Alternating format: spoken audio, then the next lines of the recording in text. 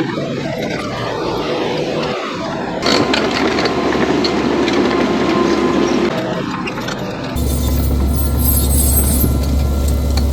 I'm out here filming for Joe, and I noticed his windows, when you open the window to say hi, there was a lot of, like, I don't know, condensation on them. And then I remembered, oh yeah, it's probably 68 degrees in here versus the 89 that it is out here.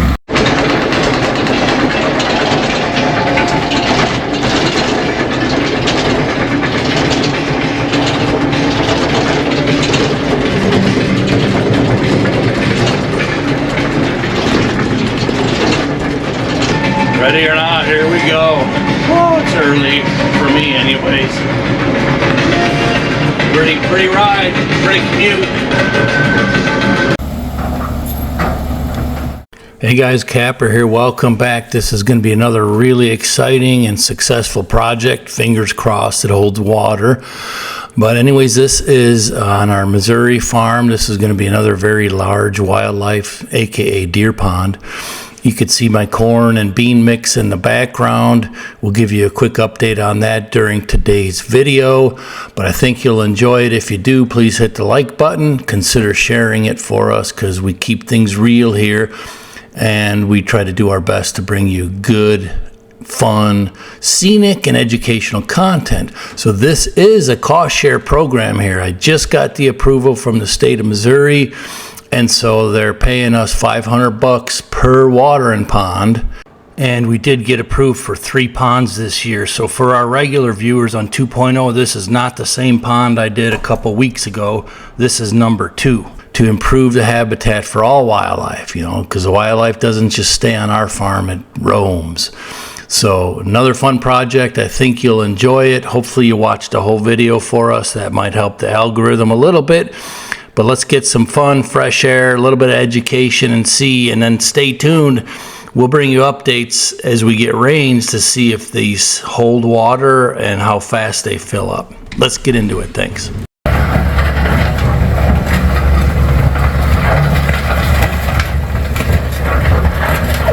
Yeah, watch this next clip really close and look at all the rocks in here. That's why we're known for rock country in Missouri. However, it is still clay and they will hold water if you get them just right.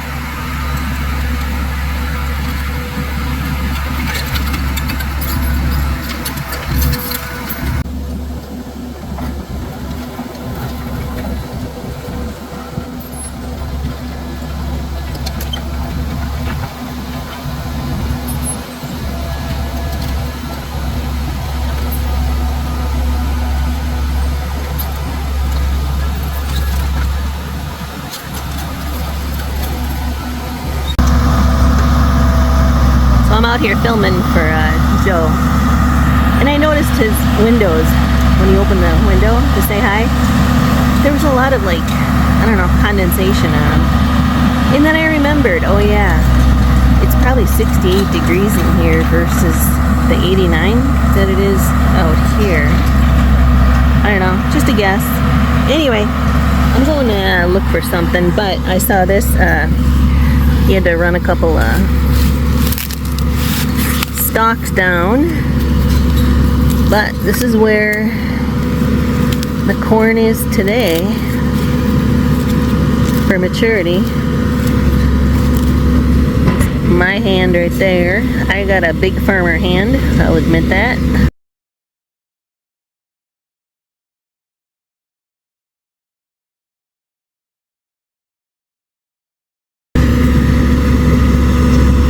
So not bad. I'm sure somebody will eat it tonight.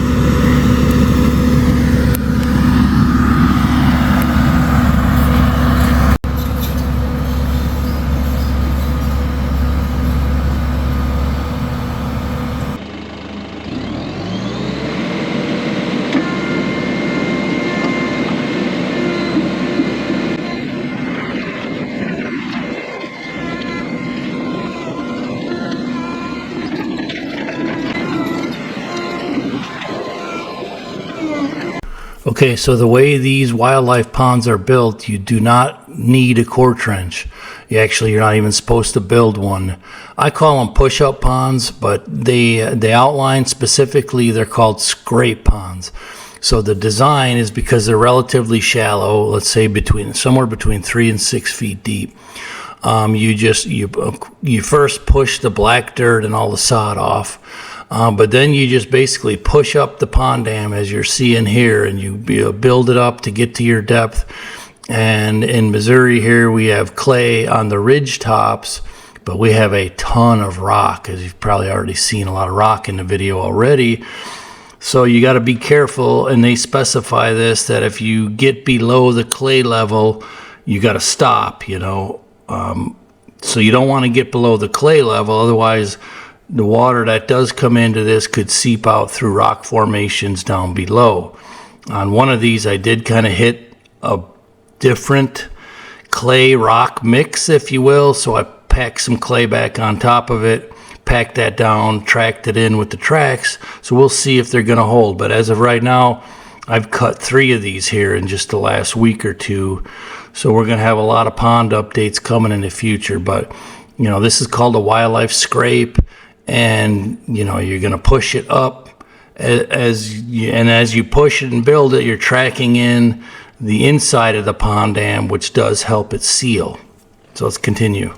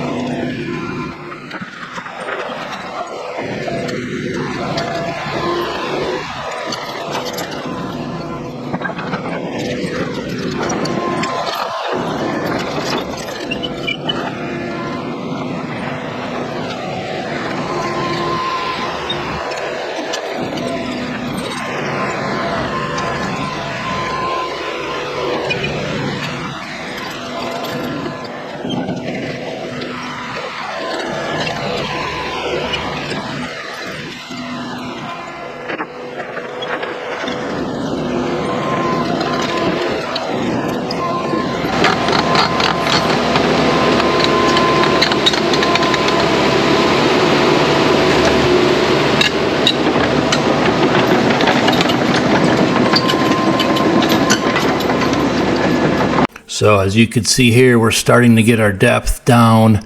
The water line basically is going to come on one of the ends of the pond dam, which is the spillway. So you look up here in front of the machine right now, that's roughly where you want your water line to be when it overflows. So it's hard to visualize in hill country, but if you visualize a straight line going across here, you can kind of get an idea where the water is going to sit on this thing. So it takes a little bit of time, but this is the right machine for it. I mean, a dozer is great as well.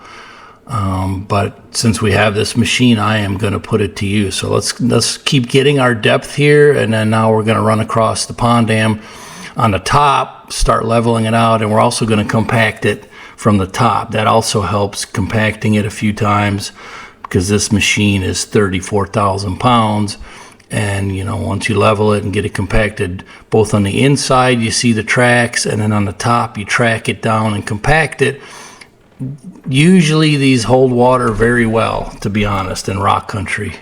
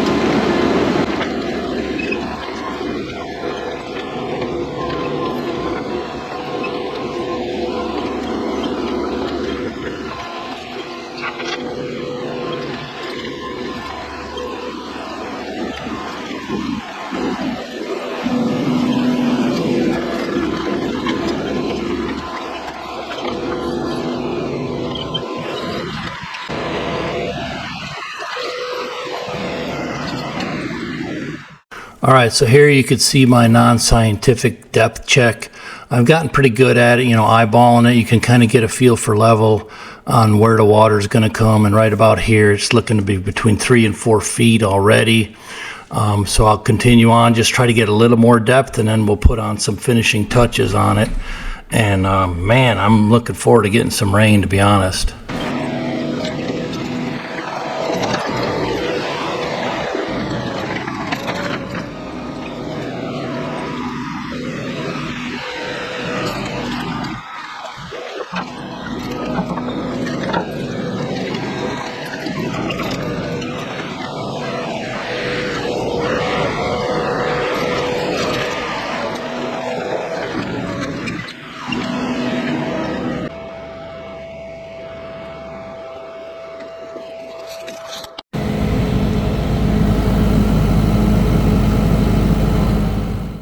Okay, here is the after look. I did kind of scrape some weird rock in the bottom, so I went and covered it back up in the last segment and compacted it down, and I compacted this whole thing. You can see all the track marks. So I'm pretty confident this is going to hold water, whether it's 3 feet, 4 feet, 2.5 or 5 feet. I'm not sure. I did not break out the laser, but regardless, it doesn't matter. Once you get beyond the clay layer, you got to stop. Otherwise, it won't hold water, or at least there's a risk. So stay tuned to the channel for our fill-up episodes. We appreciate you. Hit the like button. We'd greatly appreciate that. And we'll see you on the next one. Thanks, and take care.